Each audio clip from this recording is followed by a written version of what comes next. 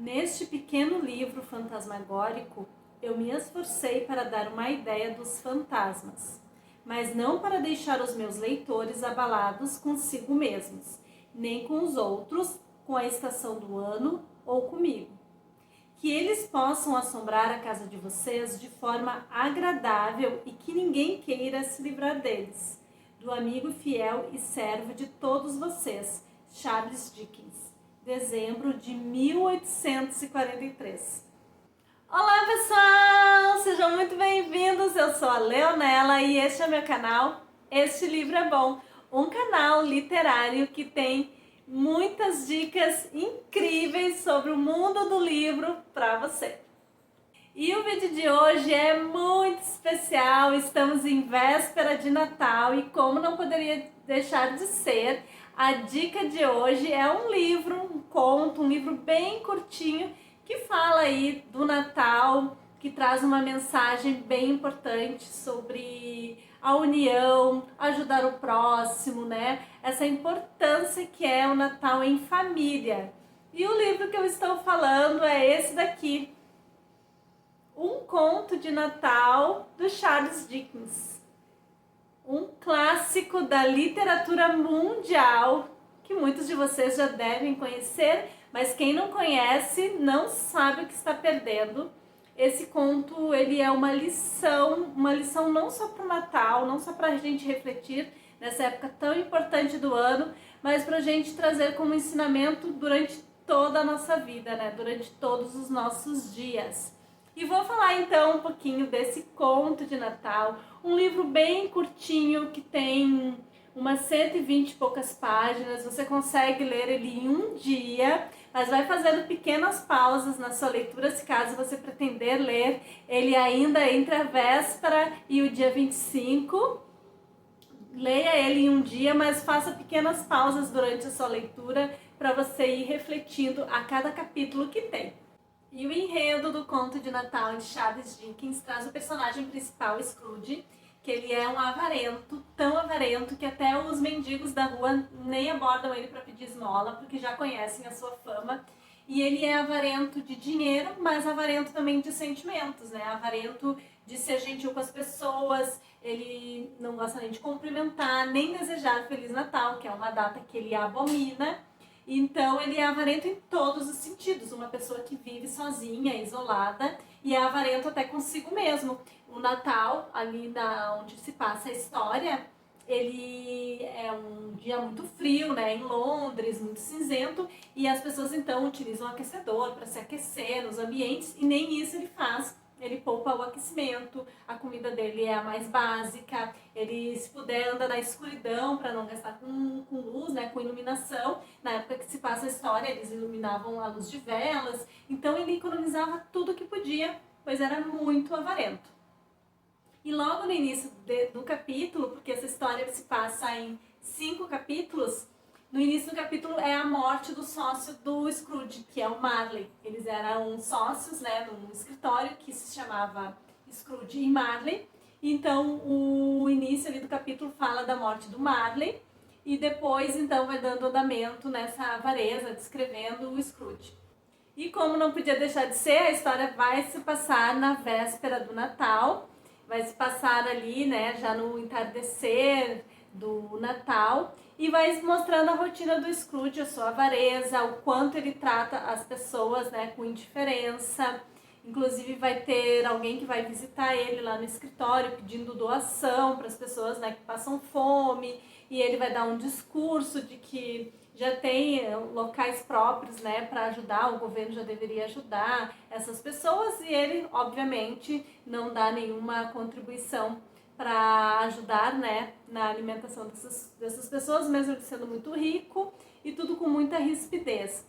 E nesse mesmo dia também vai aparecer o sobrinho do Scrooge, desejando Feliz Natal, com toda a alegria, né, com toda a felicidade que essa data resplandece, né, nas pessoas. E o Scrooge também vai abominar essa felicidade. Inclusive, vou ler um trecho para vocês que eu achei incrível, do quanto mostra, né, a sua infelicidade, a sua avareza de sentimentos. E o trecho fala o seguinte: Quando o sobrinho deseja Feliz Natal para ele, ele responde: Feliz Natal! O que é a época do Natal para você, se não a hora de fazer despesas sem ter dinheiro para pagar as suas contas? É tempo de perceber que você ficou um ano mais velho e nem um segundo mais rico. É o momento de fazer o balanço das suas contas e ver que todos os itens referentes aos últimos 12 meses aparecem negativos e contra você. Ah, se eu pudesse fazer o meu testamento, Scrooge argumentou, indignado. Todo idiota que brinca com Feliz Natal nos lábios deveria ser fervido na calda do seu próprio pudim e enterrado com uma estaca de pinheirinho cravada no coração. Deveria mesmo. Então, assim, esse trecho, né, mostra aí toda a amargura e a raiva que o Scrooge tem do Natal e da sua avareza. Mas mesmo assim, o sobrinho vai convidá-lo para passar a noite, né, a ceia de Natal com a sua família, mas o Scrooge nem isso ele é capaz de aceitar. E ele vai passar a noite da véspera sozinho. Ele vai para casa na sua escuridão habitual, na sua casa ali paupérrima. Mas quando ele chega na casa, eis que ele vai se deparar com o fantasma do seu sócio que morreu já fazia 7 anos, que estava morto, o Marley. E o Marley aparece, né, como um fantasma acorrentado. As correntes fazem menção aí aos cofres, aos papéis contábeis, às questões financeiras em que o Marley dava muita importância quando era vivo. Então essas correntes estão amarradas a isso. E o Marley então tenta trazer esse ensinamento, né, do que foi a vida dele e do remorso que ele tem como fantasma, um espírito que vive arrastando corrente, que tem esse sofrimento e quer trazer de presente para o amigo que ele não faça o mesmo com a sua vida, que já está se caminhando para esse final também. E fala também que o Scrooge vai receber a visita de 3 fantasmas, um em cada noite. O Scrooge, um pouco cético, mas bastante impactado com tudo aquilo que ele vê, com a conversa que ele tem, né, com o antigo sócio, vai para a cama já esperando o que pode acontecer. E sim, o segundo capítulo já vai trazer o primeiro fantasma, que faz referência ao fantasma do passado, ao passado do Scrooge. Então eles vão visitar aí a época em que o Scrooge era criança, depois que ele ficou jovem, quando ele ainda tinha, né, esperança, quando ele ainda tinha bons sentimentos, até ele se transformar nessa pessoa ao início que se deu aí desta avareza. O fantasma do passado desaparece, o Scrooge adormece, acorda, né, na sua cama, impactado com tudo que ele reviveu ali do passado, tudo que ele talvez nem lembrasse mais, né, que a vida se tornou, impactado e já esperando então que ia ter a visita do segundo fantasma. E aparece então o segundo fantasma, que faz referência ao presente, ao dia, né, de hoje em que o Scrooge está vivendo, que é a noite de Natal. E esse fantasma do presente faz referência então às ceias de Natal. Ele vai visitar a ceia de Natal do sobrinho do Scrooge e eles vão perceber ali a felicidade que existe naquele lar, né? Uma ceia muito farta, apesar de muito simples. Existe a união familiar, existe amor, existe felicidade naquela família.